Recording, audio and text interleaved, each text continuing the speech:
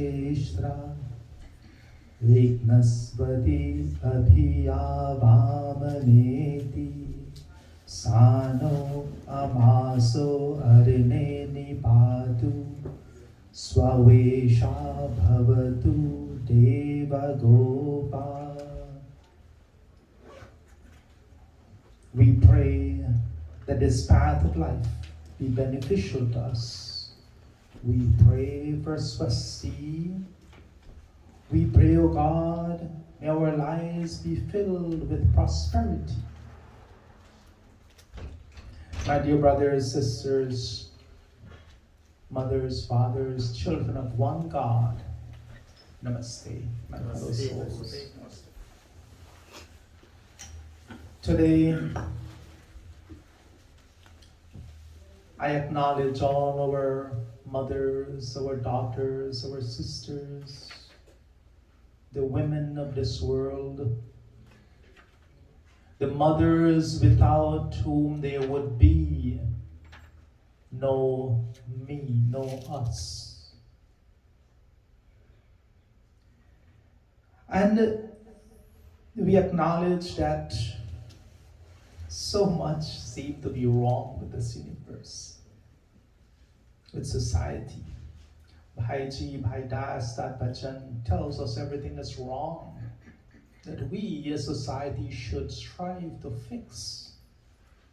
Anyway, a lot of my pravachans comes from people who I talk to on the phone. I counsel out people. People sometimes I don't know, they get my number, they call me.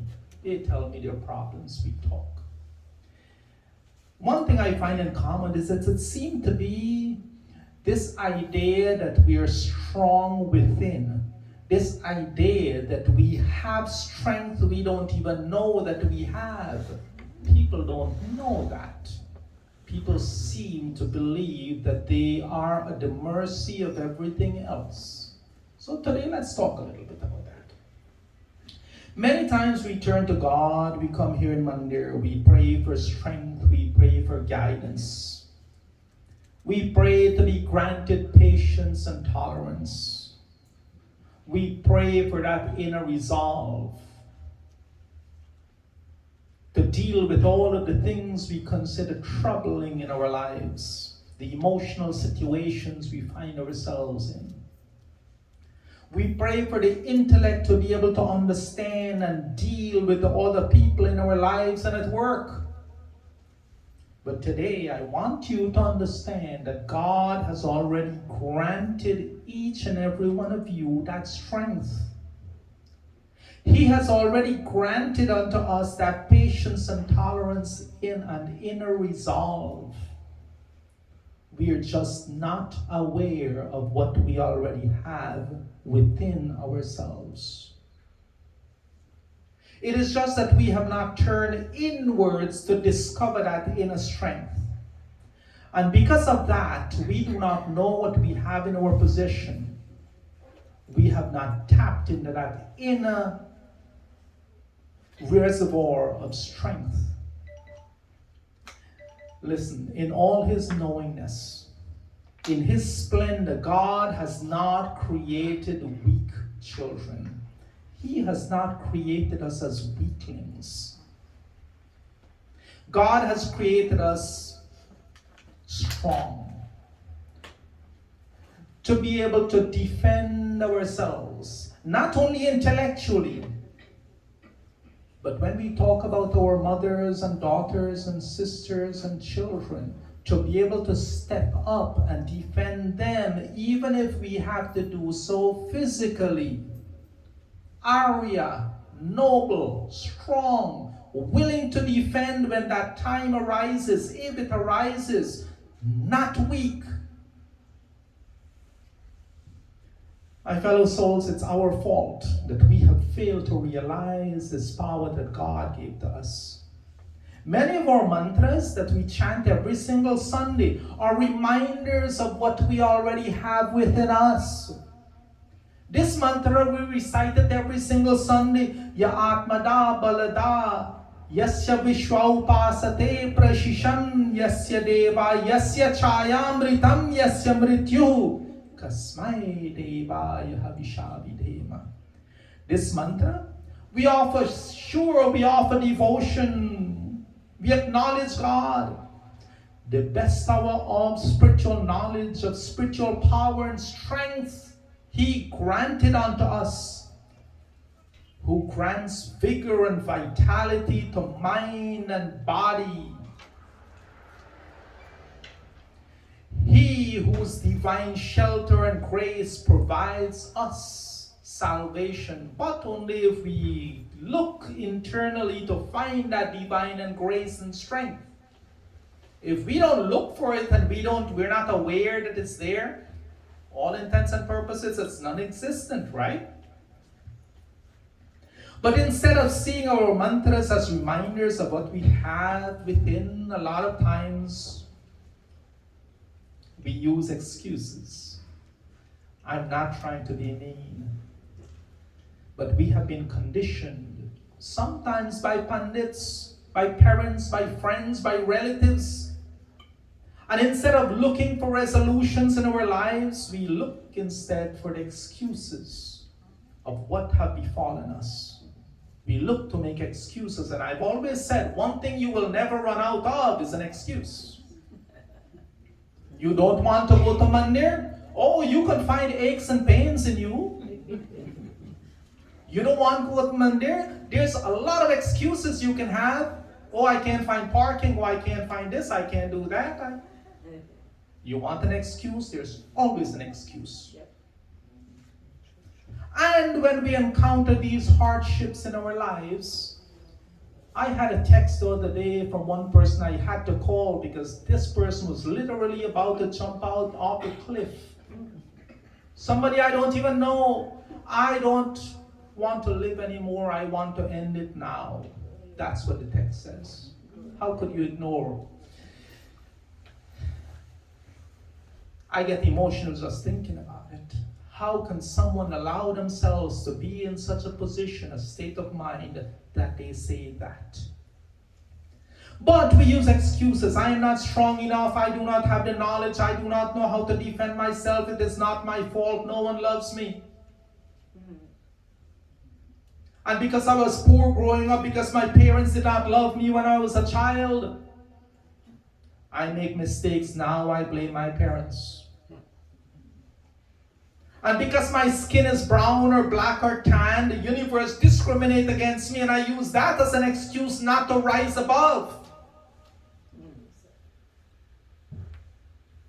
I believe this here with these words, that if you lay down and let others walk on you, they will.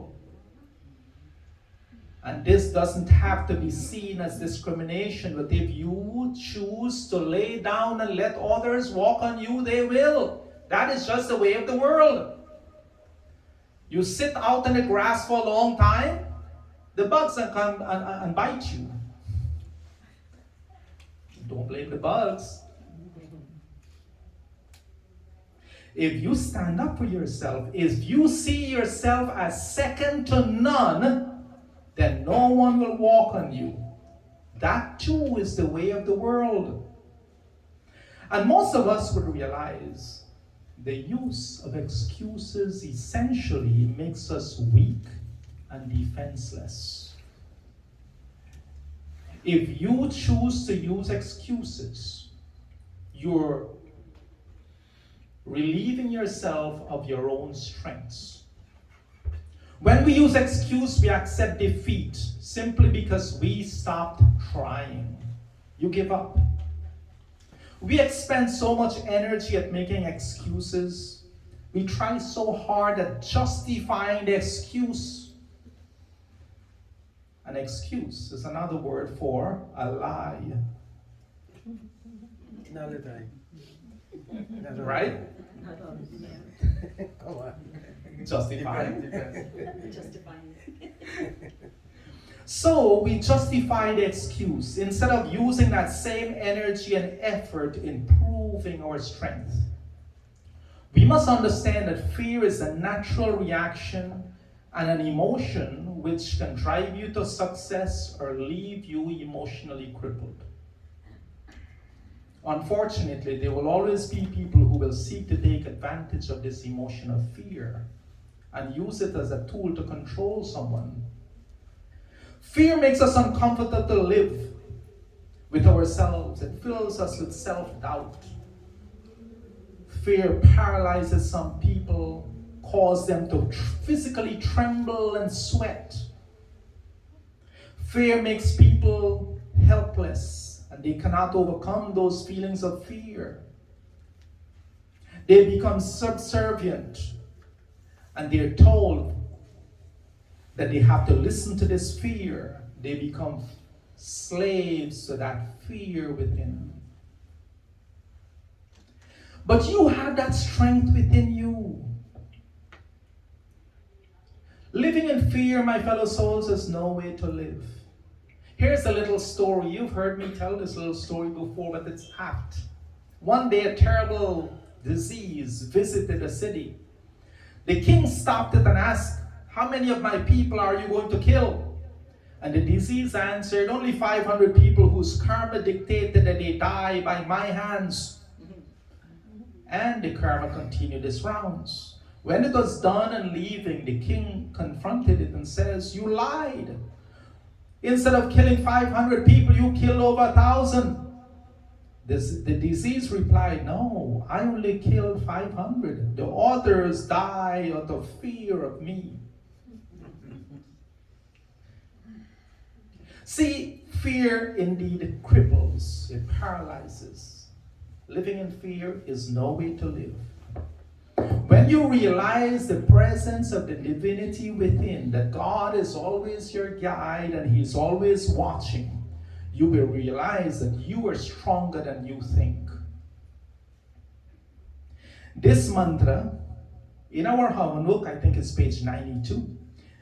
Om Ishi Turjetva Vayava Stadevova Savita Prarpayatu Shreshta Tamaya Karmana Apyayatvam Agna Indraya Bhagam Prajavatid Animiva Ayakshama Mavastena Ishata Maghashanso Dhruva Asmin Gopatyau Syata Vavir Yajamanasya Pashuna Pahi.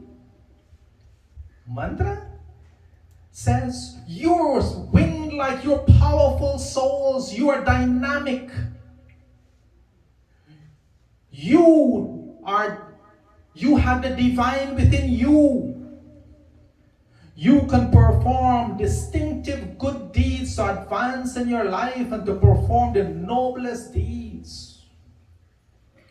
You can attain spiritual strength, really, to discover your own inner strength.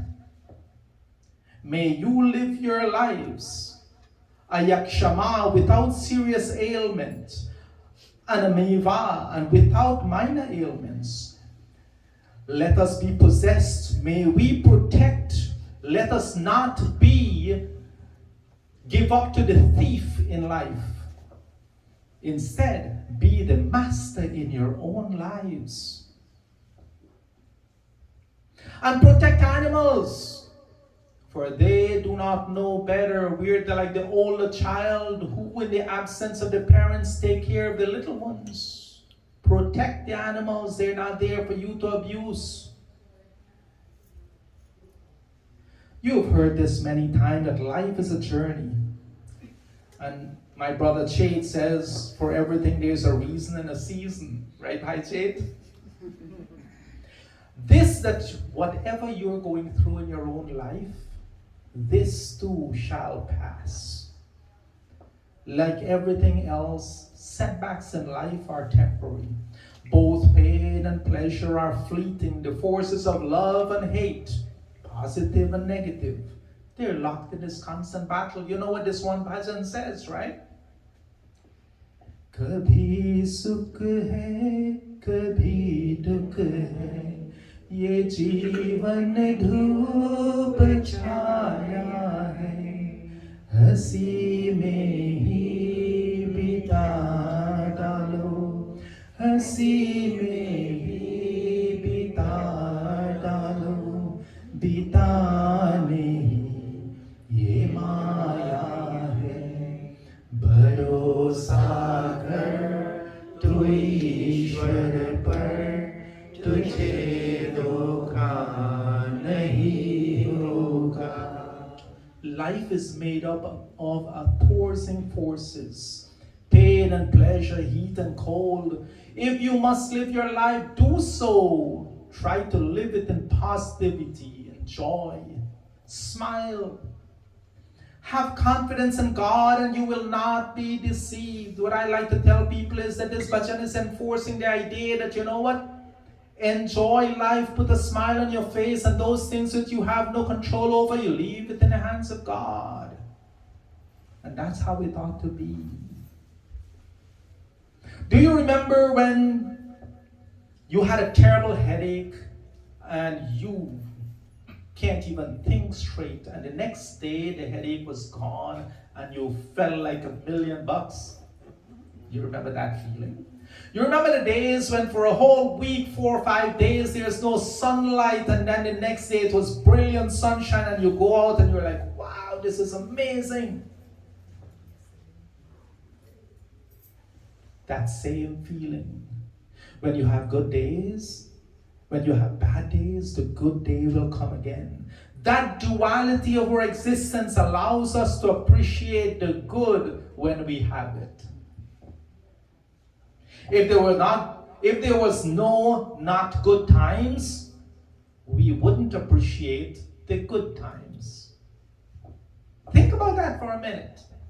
It makes you appreciate what you have. It makes you appreciate when you feel good. The sad fact is that we appreciate when we feel good, but we still do things to make us feel not good.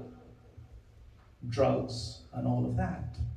Eating bad foods, yet liking when we feel healthy, but we do things to make us unhealthy. But to do this, we need to appreciate that we're not weak, we're not stupid, we are not born in sin, we're not deficient in anything. God gave us everything we need. A lot of it, we need to turn within to discover that strength, that inner strength. Don't expend so much energy at making excuses and then justifying the excuse. Instead, use that same energy. Discover your inner resilience, proving your strength. I want you to know it's never too late. The inner divinity is always there. The word intuition literally means the teacher within. When you're doing something and that guilty feeling comes up within you that says, no, I shouldn't do this. That's your inner teacher. That's your inner divinity poking you and telling you, hey, no, rethink this one. Sage Patanjali said, Brahmacharya pratishtadhyam virya labdha.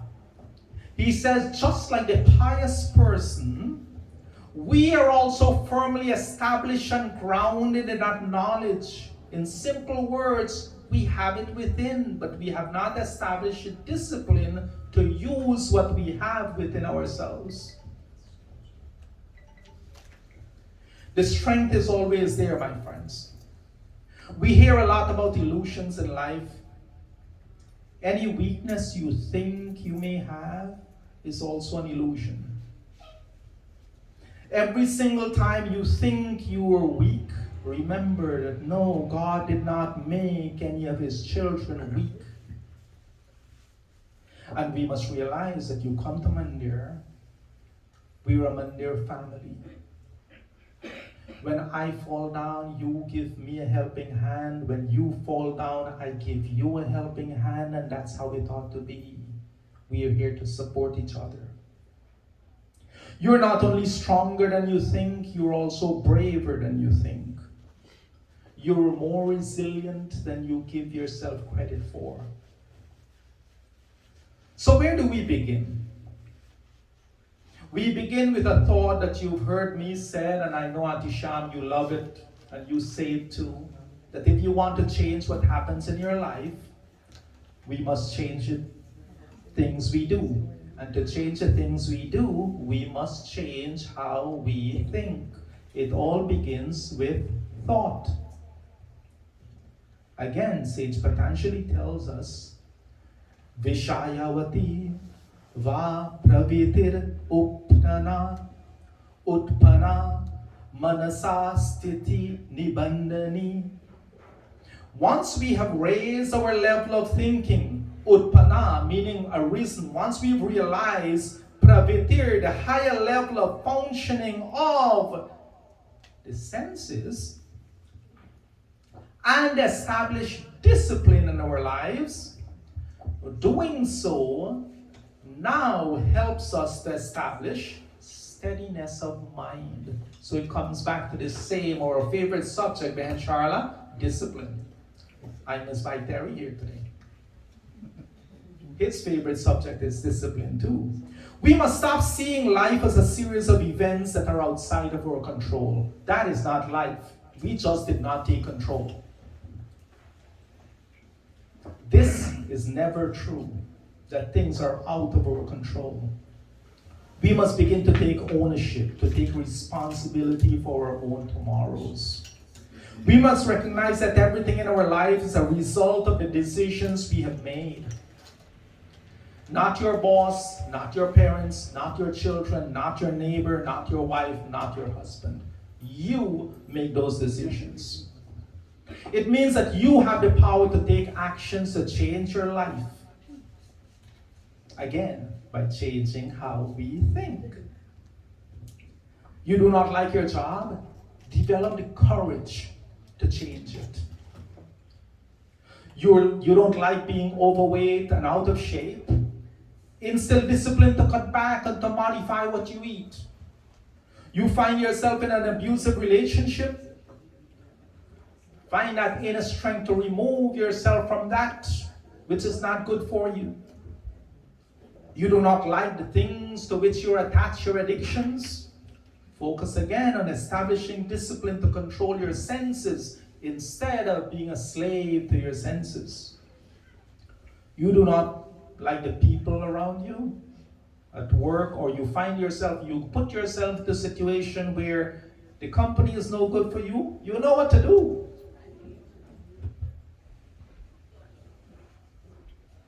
And again, if you don't like and you're forced to work with people that you feel you don't like, what do you change? It's kind of a trick question. How do you change others? By changing yourself first. Be the light around darkness. So modify, what's that, Brad?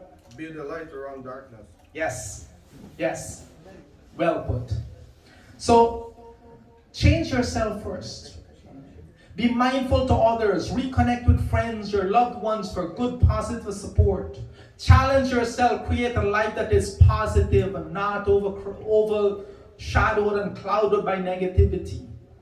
Build your confidence. Stay with confident people. Build your own confidence. God has created His children full of life, full of determination. Destiny in our own two hands. Born out of love, for love, and to love. Life is short. We have a choice to live life in a negative, vindictive, hateful, sad, or miserable way, or a positive, loving, kind, and joyful state. Your choice. My fellow souls, today, as we leave Mandir, I've given you a lot to think about. I pray that each one of you empower yourselves with the awareness of your true self. The knowledge that we are stronger than we think, we are smarter than we think we are, and we're blessed with courage. And each one of us are capable of finding that oneness with the divinity within and without. I pray that you choose only to share of your positivity, to share of your smiles and your happiness. And that when you're sad, you reach out to your family and your Mandir family, and yes, your Pandit. And if I can help you find your own strength within, then like I said, you're down, I help you up, I'm down, you help me up. And that's how it ought to be.